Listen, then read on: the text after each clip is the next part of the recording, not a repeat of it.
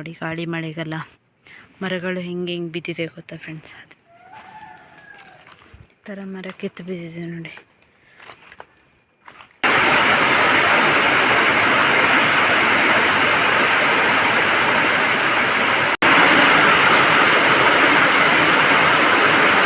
ಬಿಸಿಲು ಬಂದ ಟೈಮಲ್ಲಿ ಮತ್ತು ನಾವು ಅಡಿಕೆ ಕೊಯ್ಲು ಮಾಡ್ತೇವಲ್ಲ, ಆ ಟೈಮಲ್ಲಿ ನೋಡ್ಬೋದು ಅಡಿಕೆ ಕೊನೆಗೆ ಮತ್ತು ಅಡಿಕೆಯಲ್ಲಿ ಎಷ್ಟು ಮದ್ದಿನಾಂಶ ಅಲ್ಲಿ ಸೇರಿರುತ್ತೆ ಅನ್ನೋದು ಆವಾಗ ಗೊತ್ತಾಗುತ್ತೆ ನಮಗೆ.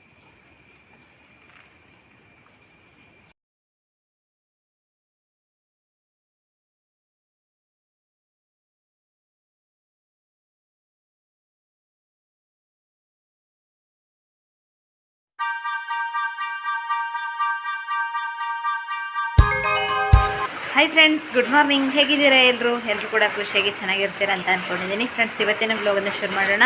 Let's go. ಓಕೆ ಫ್ರೆಂಡ್ಸ್, ಮತ್ತೆ ಮಳೆ ಶುರುವಾಗಿದೆ ಅಂತ ಹೇಳಿದ್ದೆ ನಿನ್ನೆ ಬ್ಲಾಗಲ್ಲಿ. ಹಾಗೆ ಇವತ್ತು ಕೂಡ ಜೋರು ಮಳೆಯನ್ನು ಎಲ್ಲೋವರೆಗೂ ಹೋಗೋದಕ್ಕಾಗೋದಿಲ್ಲ.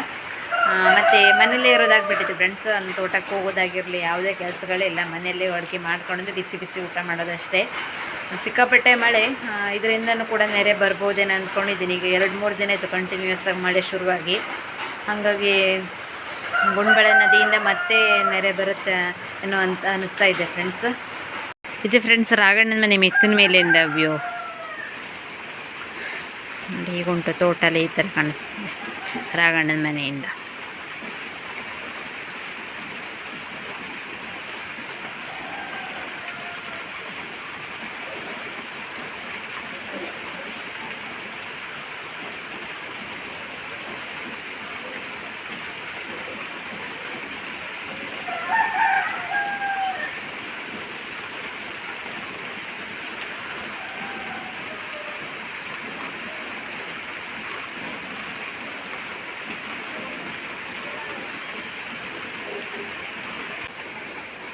ಫ್ರೆಂಡ್ಸ್, ರಾಘಣ್ಣನ ಮನೆಯಿಂದ ನಮ್ಮ ಮನೆ ಕಾಣಿಸುವಂತ ಬಂದೆ ನಾನು ನಿಮಗೆ.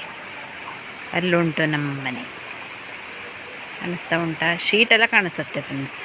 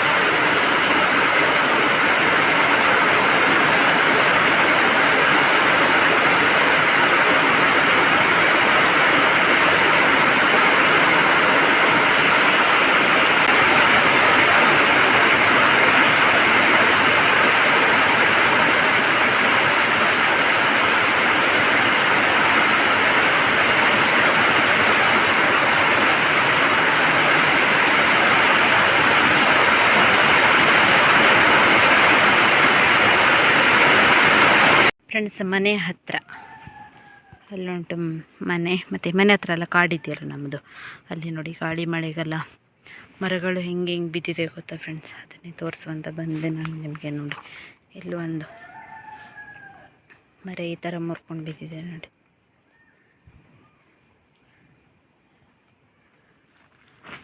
ನೋಡಿದ್ರಾ? ಇದಾದಮೇಲೆ ಅಲ್ಲೂ ಕೂಡ ಒಂದು ಮರ ಬಿದ್ದಿದೆ ಮುರ್ಕೊಂಡು. ಎಷ್ಟು ದೊಡ್ಡ ದೊಡ್ಡ ಮರ ಗೊತ್ತಾ ಫ್ರೆಂಡ್ಸ್, ಗಾಳಿ ಮಳೆಗೆ.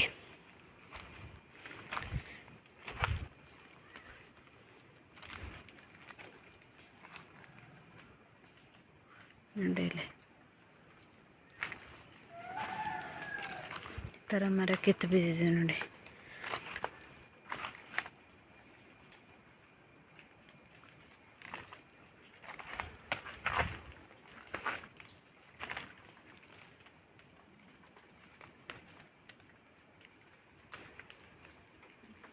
ನೋಡಿದ್ರ ಫ್ರೆಂಡ್ಸ್, ಈ ಥರ ಮರ ಎಲ್ಲ ಕಿತ್ಕೊಂಡು ಬಿದ್ದಿದೆ ಕಾಡಲ್ಲಿ.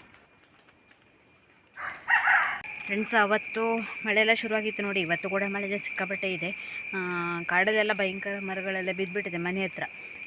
ಗಾಳಿ ಜೋರು ಬೀಸಿದಾಗೆಲ್ಲ ಇಲ್ಲಿ ಸೌಂಡ್ ಕೇಳಿಸ್ತಾ ಇತ್ತು, ಮರ ಬಿದ್ದಿರುವಂಥದ್ದು ನೋಡೇ ಇಲ್ಲಾಗಿದೆ ಬಂದು.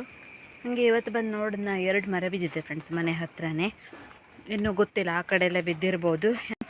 ನೀವು ಕೇಳ್ತಾ ಇದ್ರಿ ಮಳೆಗಾಲದಲ್ಲಿ ಅಂದರೆ ಮಳೆ ಬರ್ತಿರುವಾಗ ಅಡಿಕೆ ಮರಕ್ಕೆಲ್ಲ ಮದ್ದನ್ನು ಹೊಡೆದ್ರೆ ಅದು ಉಪಯೋಗ ಆಗುತ್ತೆ ಅಂತ ಕೇಳಿದರೆ, ಹೌದು ಫ್ರೆಂಡ್ಸ್, ಉಪಯೋಗ ಆಗುತ್ತೆ. ಏಕೆಂತಂದರೆ ಆ ಮದ್ದಿಗೆ ಅದೇ ಥರ ಪವರೇ ಇರುತ್ತೆ. ಏಕೆಂದರೆ ಮದ್ದನ್ನು ಸ್ಪ್ರೇ ಮಾಡಿ ಅದು ಇಂತಿಷ್ಟು ಸೆಕೆಂಡ್ ಒಳಗಡೆ ಅಡಿಕೆಗೆಲ್ಲ ಅದು ಕೋಟಿಂಗ್ ಥರ ಆಗಿಬಿಡುತ್ತೆ.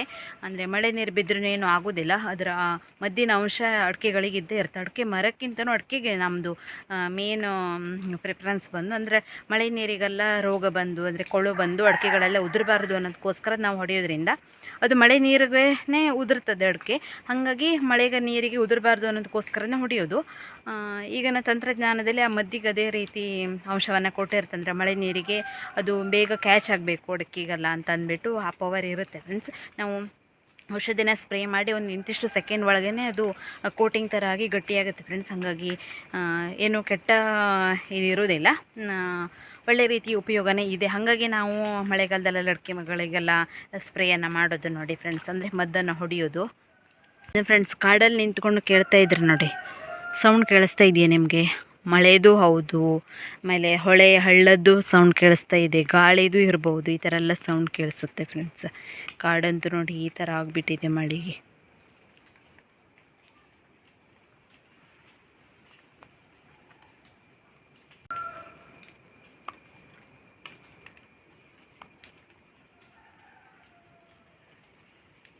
ಇನ್ನು ಫ್ರೆಂಡ್ಸ್ ಅಡಿಕೆಗಳಿಗೆಲ್ಲ ಮದ್ದು ಹೊಡೆದಿರೋದು ಎಫೆಕ್ಟನ್ನು ನೋಡಬೇಕು ಅಂದರೆ ಬಿಸಿಲು ಬಂದ ಟೈಮಲ್ಲಿ ಮತ್ತು ನಾವು ಅಡಿಕೆ ಕೊಯ್ಲು ಮಾಡ್ತೇವಲ್ಲ ಆ ಟೈಮಲ್ಲಿ ನೋಡ್ಬೋದು.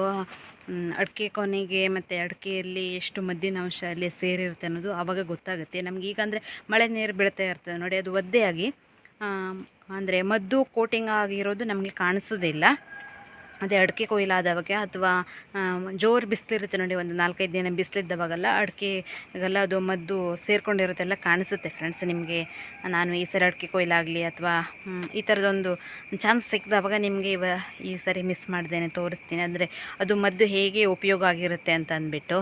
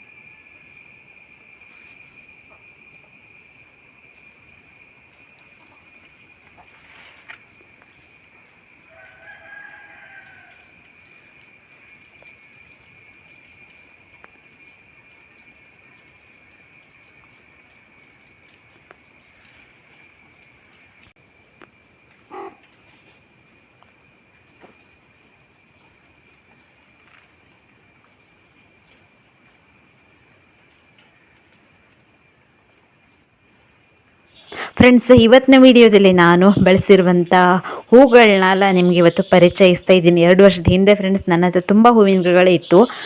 ಯಾವ್ಯಾವ ಹೂಗಳನ್ನೆಲ್ಲ ಬೆಳೆಸಿದೆ ಅಂತ ನೀವು ಇವತ್ತು ನೋಡ್ತಾ ಇದ್ದೀರಿ. ಅಂದರೆ ಈಗ 2 ವರ್ಷದ ಹಿಂದೆಯಿಂದ ನನ್ನ ಹತ್ರ ಇದು ಯಾವುದೂ ಇಲ್ಲ ಫ್ರೆಂಡ್ಸ್. ಈಗ ಹೊಸದಾಗಿ ರೀಕ್ರಿಯೇಟ್ ಮಾಡುವಂಥ ಪ್ರಯತ್ನದಲ್ಲಿ ಇದ್ದೀನಿ. ಯಾಕೆಂತಾರೆ ನಮ್ಮನೆ ಹತ್ರ ಹೊಸದಾಗಿ ಅಂಗಳವನ್ನೆಲ್ಲ ಮಾಡಿದ್ರೆ ಆವಾಗ ಎಲ್ಲ ಹೂವಿನ ಗಿಡಗಳು ಹೋಗ್ಬಿಡ್ತು ಫ್ರೆಂಡ್ಸ್. ಹೂವಾಗೆಲ್ಲನೂ ಅಷ್ಟು ಚೆಂದಾಗಿ ಬೆಳೆಸಿದ್ದೆ. ಹಾಗೆ ತುಂಬ ಹೂ ಕೂಡ ಆಗಿತ್ತು ಫ್ರೆಂಡ್ಸ್. ನನಗಂತೂ ಇವಾಗ ನೋಡ್ತಾ ಇದ್ದರೆ ತುಂಬ ಬೇಜಾರಾಗ್ತಾ ಇದೆ, ಇಷ್ಟೆಲ್ಲ ಹೂವಿನ ಗಿಡಗಳಿತ್ತು, ನಾನು ಯಾಕೆ ಅವನ್ನೆಲ್ಲ ಕಳ್ಕೊಂಡ್ಬಿಟ್ಟೆ ಅಂತ ಅನ್ನಿಸ್ತಾ ಇದೆ ಫ್ರೆಂಡ್ಸ್. ಹಾಗಾಗಿ ಇದೆಲ್ಲನೂ ಕೂಡ ಈಗ ಹೊಸದಾಗಿ ಮಾಡೋ ಪ್ರಯತ್ನದಲ್ಲಿ ಇದ್ದೀನಿ. ಹಾಗಾಗಿ ಈಗ ಎಲ್ಲೇ ಹೋದ್ರೂ ಅಷ್ಟೇ ಹೂವಿನ ಗಿಡಗಳನ್ನೆಲ್ಲ ನೋಡಿದ್ರೆ ತಗೊಂಡು ಬಂದು ಮಾಡ್ತಾ ಇದ್ದೀನಿ ಫ್ರೆಂಡ್ಸ್. ತುಂಬ ಅಂದರೆ ತುಂಬ ಹೂವಿನ ಗಿಡಗಳೇ ಇತ್ತು. ಅದ್ರ ಜೊತೆಗೆ ನಾನು ತರಕಾರಿ ಗಿಡಗಳನ್ನೂ ಕೂಡ ಬೆಳೆಸಿದ್ದೆ ಆವಾಗ. ಅದರದ್ದು ಕೆಲವೊಂದಿಷ್ಟು ಫೋಟೋಸ್ ಎಲ್ಲನೂ ಇದೆ ಇದರಲ್ಲಿ.